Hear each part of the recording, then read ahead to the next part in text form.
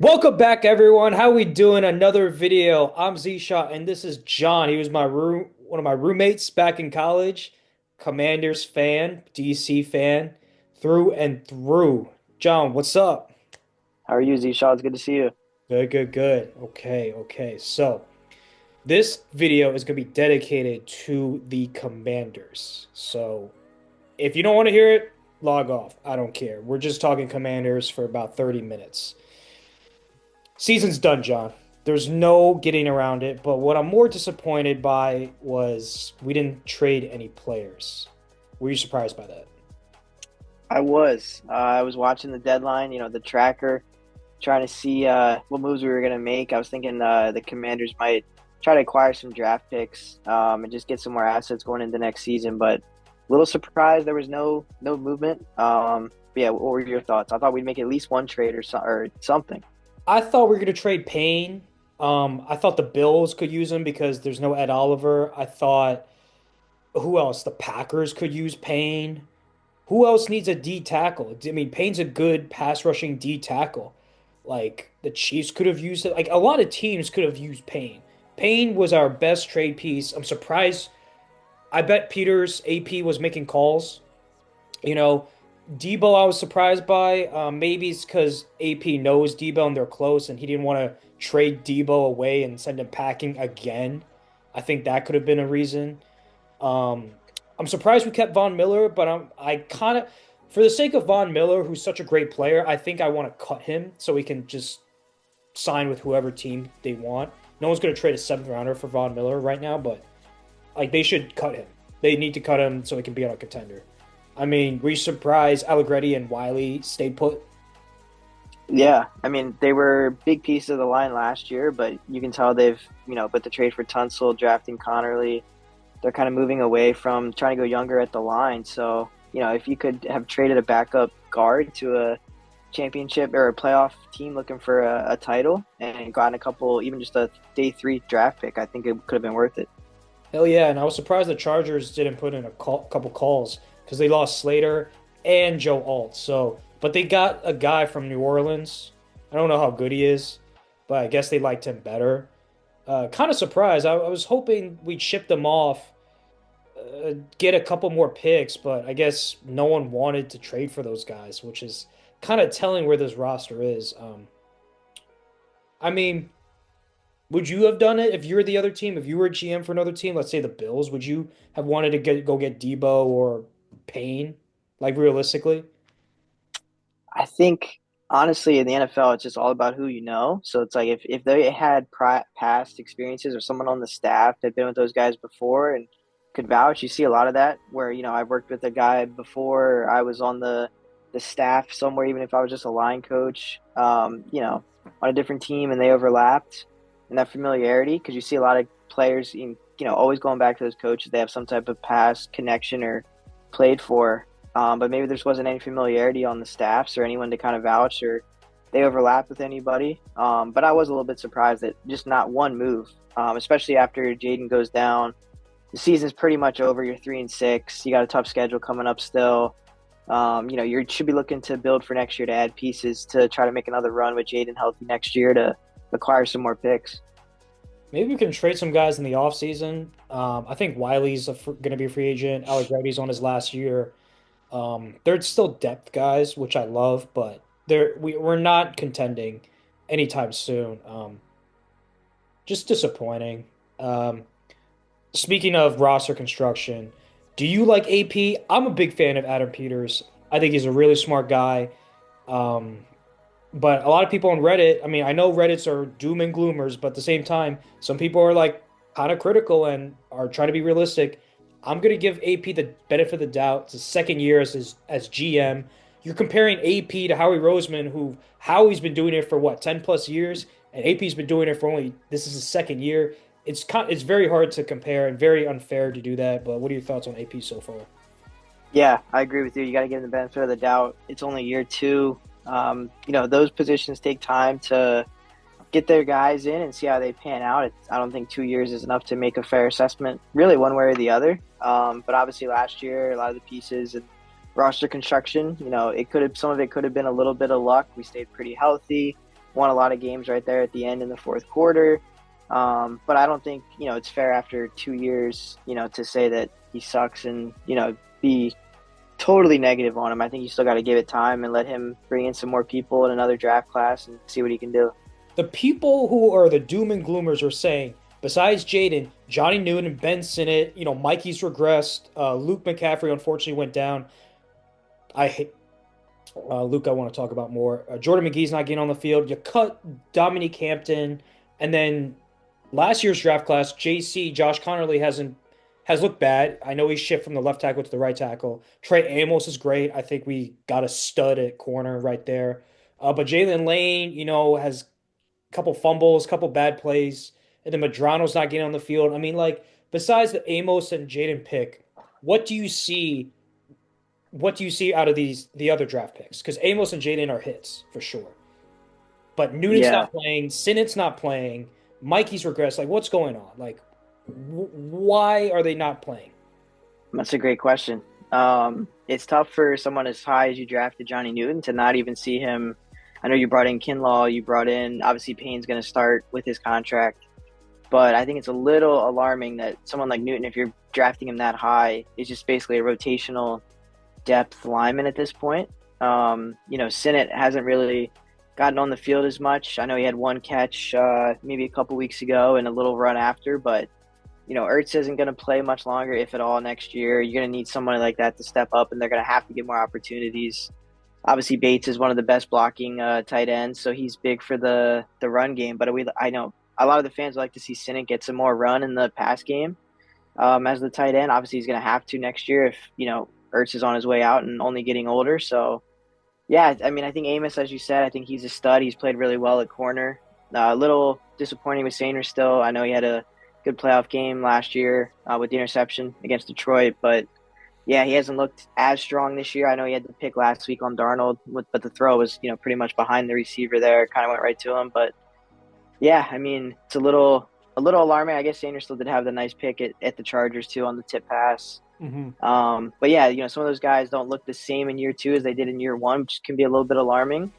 You mentioned McGee too. I think he's flashed a little bit. You can see the speed, which obviously compared to Bobby Wagner, anyone's going to look faster. But he has moments where you can see the speed, the burst. I think in pass coverage he can get a little lost, or I know Mahomes kind of got him on the Monday night game where he kind of started following. He could have stayed in his zone, and then Kelsey kind of popped free and got that touchdown. But you can see the speed with McGee. I know people have been talking about him for, probably be breaking out soon. But I think you got to start going younger. You got to get more speed on those positions. The vets worked last year, but now is when you get to see if Adam Peters can replace those guys with younger talent that you can get on the cheap and on rookie deals and still just be as productive. Gonna have to hit on those draft picks. It's gonna be very crucial. We only have six. I think we pick up one more, but probably a sixth or seventh rounder at best if we trade a veteran like Allegretti, or if anyone wants Allegretti at this point. With Marshawn Lattimore out, I expect Samuel to move to the outside. I think he's better outside. I just don't understand. He was a nickel guy at Michigan, and now he was better on the outside. For someone told me like he uses his body well with the sideline, and he can use that as leverage compared to like the slot in the NFL where guys are much bigger, faster, and stronger. And Mikey's not the biggest guy, so maybe Mikey's not as physical compared to these guys. But I want to see him on the outside. I think we can roll with Amos and Mikey on the outside next year, which is going to be great. But let's talk about Quan Martin. Quan Martin has looked like, he looks like ass. He bad angles, can't tackle. He gave up like two touchdowns. I forgot. It's all blurred together, but he gave up two bad touchdowns. Can't Hmm. cover the field. Is he like compensating for Bobby Wagner's slow ass by covering the middle and the deep part of the field? Yeah, I mean, even if you're safety, you're the last line of defense. You got to be able to tackle. And he's given up two long touchdowns where he just basically just leans his shoulder into a guy and doesn't extend out to try and bring the guy down. He once again he also had a nice interception in that Detroit, the pick six playoff game last year, I believe. So he's had his moments where he makes a play here and there, but overall, he just has not looked like a starting safety. I know Will Harris goes down. No, Percy Butler missed a game back there. I thought Reeves has looked pretty good when he's played safety. He's a big hitter. He comes through, makes his presence known.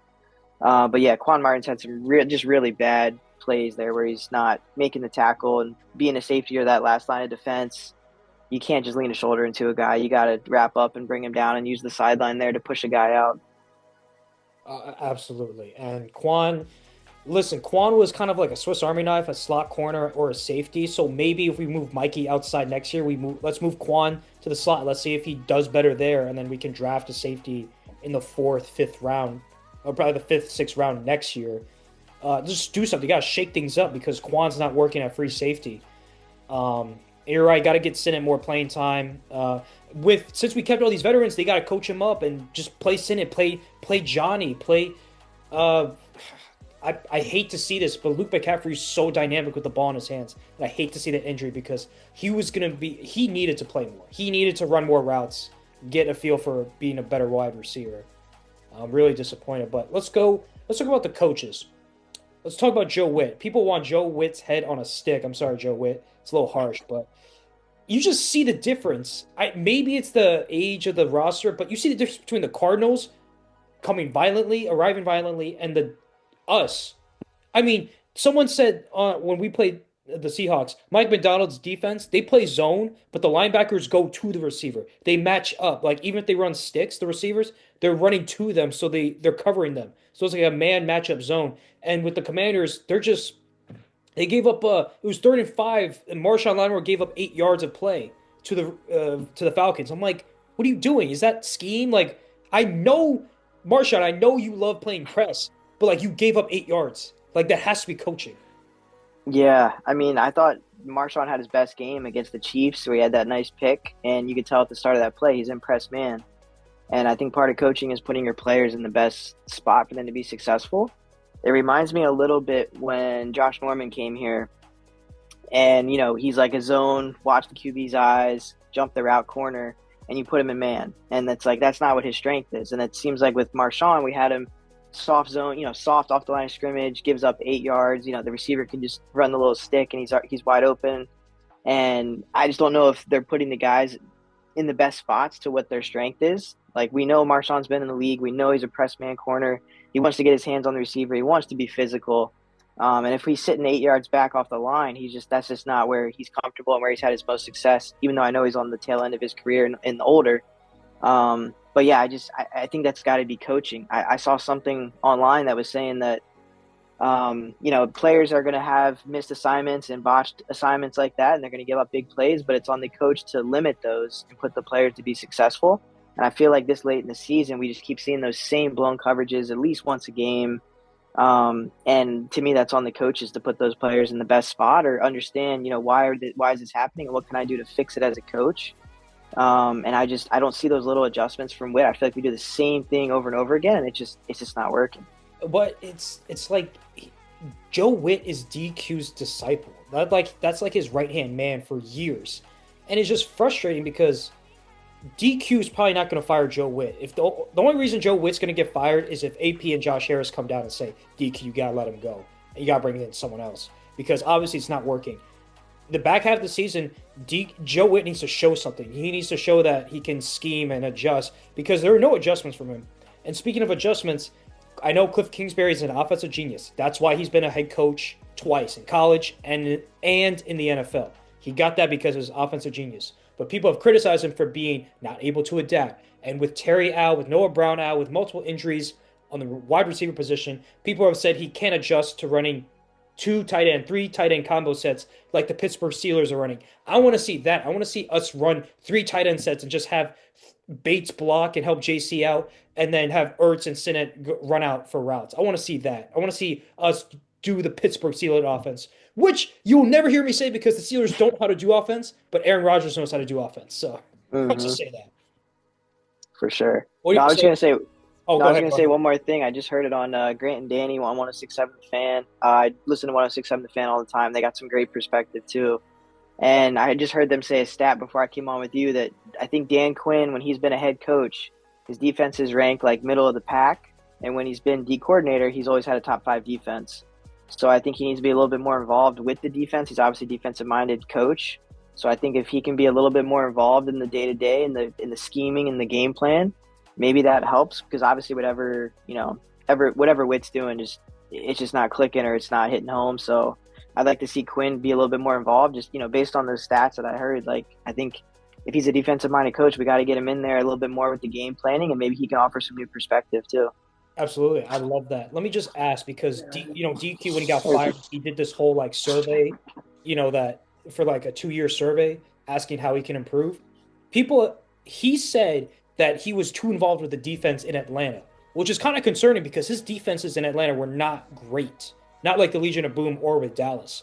So my Hmm. thing is like, is it too much? Is being a head coach, is he just a mid head coach and a great DC? Is that the problem that we have?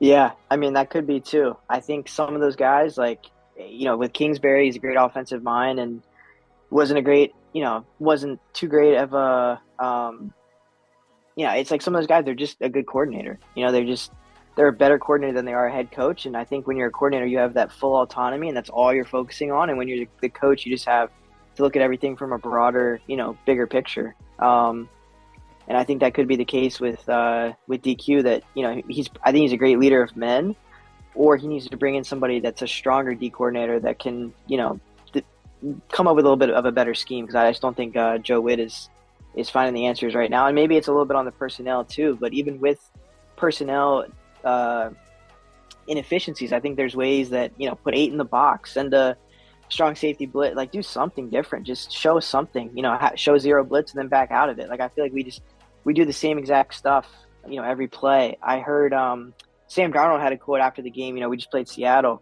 and he was saying that he felt like every single offensive play they called was exactly for what the defense was. So I almost feel like there's something on film that these OCs are seeing that is like, okay, we know this tell is that they're going to do this, and it's proven in the last couple of weeks our defense is getting picked apart with really no resistance. So there's got to be changes. There's got to be something that when those guys are watching film and studying the film 24/7, that they're seeing that we're tipping our hand for what play is coming or what defense is about to be called because these offenses are just carving us up left, up and down the field with really no resistance. They're not even getting the third down. I mean, it's just No. like they're going up and down the field. Just it's 2nd and 35, and then it's 3rd and 3. It's like we can't even get help on a penalty to stop a drive. Bro, every time they throw it downfield, I just have the sinking feeling like they're gonna complete the pass. It's gonna be a touchdown or a long game. And I'm right every time. I'm just like, how do I know this? Why do I get the feeling when I'm watching it on the TV that they're just gonna get a touchdown every time they throw it deep? And they always convert it. They always do. It's not like there's a pass deflection. There's no like hope. It's always like that. Ugh, I get like this feeling like, oh, they're gonna complete the pass, and they do. Yeah. They do every time, John. Um, okay, so I think we need to let Joe Wick go, but I'm not a big fan of letting Kingsbury go. Cliff is still a great offensive mind, but he might get a head coaching job.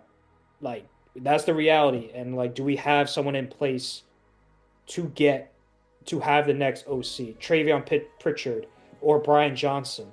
I know Eagles fans hate Brian Johnson because they blame him for that collapse. I do want to say I think it was Sirianni's handprints all over that year. I don't think Brian Johnson. I know Brian Johnson called the plays, but I don't think he schemed it. But just quick thought. I know we don't have that much time left. Let's talk about draft. Let's say we have a top 10 pick, which I think we will. Who do you want? Man, that's a great question. Or do you Um, trade back? Do you want to trade back? Or just draft the best player at 10? Top 10 I pick. think, yeah, I think if you have a top 10 pick, unless you can get a late first and then another maybe day two at latest pick, um, you take it. But I think if with however many, we're gonna have a lot of holes. I don't know who's coming back, but either way, you got to start getting younger at some of those positions. So, I think they've been, we've drafted defense for a while. I think if you can get best available talent at 10, wherever that is, just because we have a lot of holes. I think you got to just draft the best available player. We could use another weapon at receiver. We could use there's so many holes that we could use. So if you have a top 10 pick, I think you just keep it and take the best available talent we have, and just try to, if you can acquire more picks, take it, move down, and if you like more people and take it. But I haven't really studied up on like the mock drafts yet. But I think if you're at 10, you just take your best available, or if I can trade down lower and get like a day two pick at worst, then take that too. There's three players that people on Reddit are saying. Caleb Downs, best defensive player or most talented player in this draft class. But he's a safety, so if you draft him, move Quan Martin to the slot would be what I would do. You can take the receiver, I think Tate something from Ohio State, or you can get the wide receiver from ASU. I would take the Ohio State receiver just because Ohio State receivers always hit. You see JSN, you see Abuka, Terry, Garrett Wilson. Oh my God, the list goes on. Marvin Harrison actually looked good. I would bet on an Ohio State receiver because they always develop guys. But if Caleb Downs is there, I would say take Caleb Downs.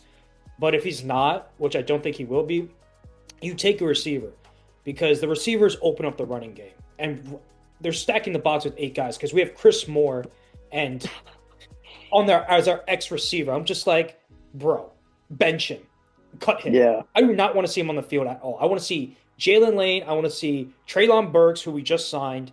Let's see if he has some spark. Like he's a first round pick for a reason.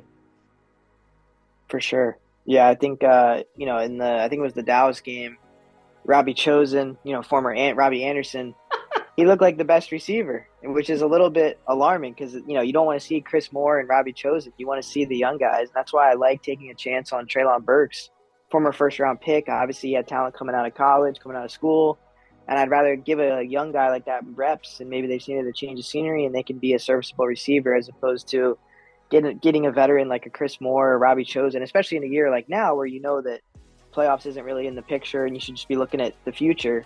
Getting those younger guys reps should be the priority moving forward, I think. Absolutely.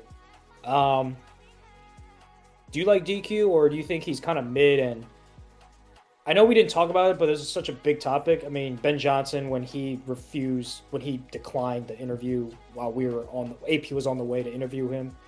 That left a bad taste in my mouth.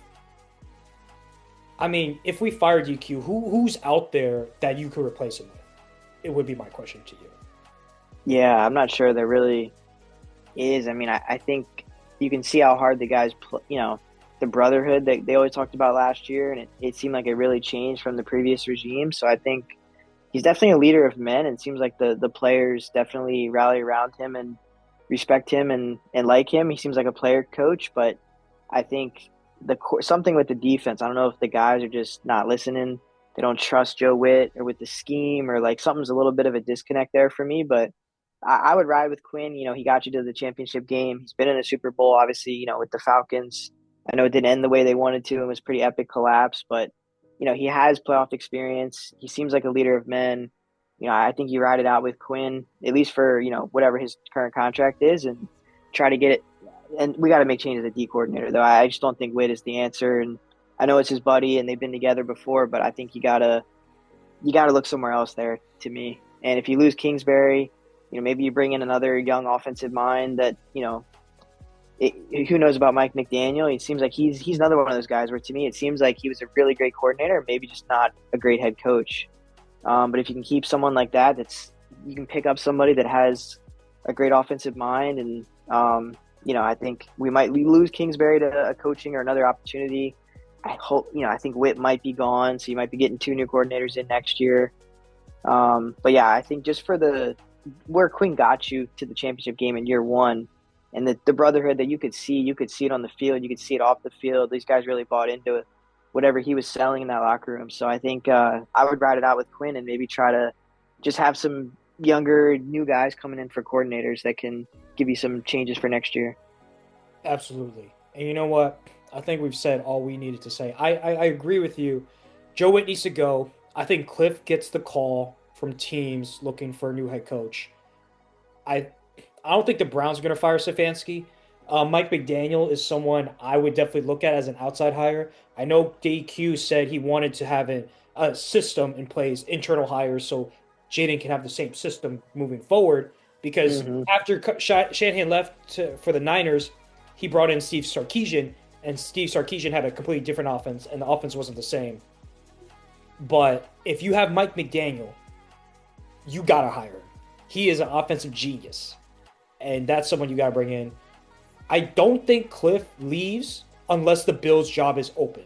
I truly Hmm. believe that because Cliff already had a bad run with the Cardinals because it's disorganized and dysfunctional. He wants to be on a contender. He wants to coach a great quarterback. So he's going to look and be very picky. He didn't take the Saints job. Saints were gave him the job.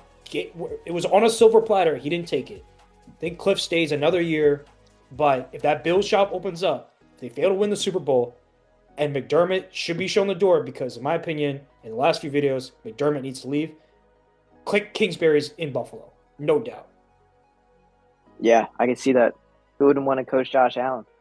Can run, he can do it all. He's a Lane beast. Kiff, they look at all the college coaches: Lane Kiffin, Dan Lanning, Nick Saban. Man, if I was a head coach, I would quit that. If I was Stefanski, I'd quit that job just to be a possibility to be coach the Bills, man. Yeah, All right. Thank you guys for watching. Thank you, John, for making this appearance. Let's make this a weekly occurrence and just talk Commanders football and yeah. DC sports in general. So, like, comment, subscribe. Let us know what we should cover next down in the comments. Stay clocked out. John, any thoughts? No, I appreciate you inviting me on, man. It's always good to reconnect. Former roommates, Washington College represent. So thanks for inviting me. Hope to be back on. Maryland basketball is starting up too. I'll be at all the home games, so that's my team. Maryland basketball and Commanders are my two, 1A, 1B teams here, and then Wizards, Caps, Nationals, all the DC. Might have you on for the college basketball recaps and all that because I don't know anything ever since Zion, RJ Barrett, and Cam Reddish left. I don't know anything Yeah, about college basketball. Okay, no, I'd be happy to. I love that. All right, guys. Deuces. We'll catch you later.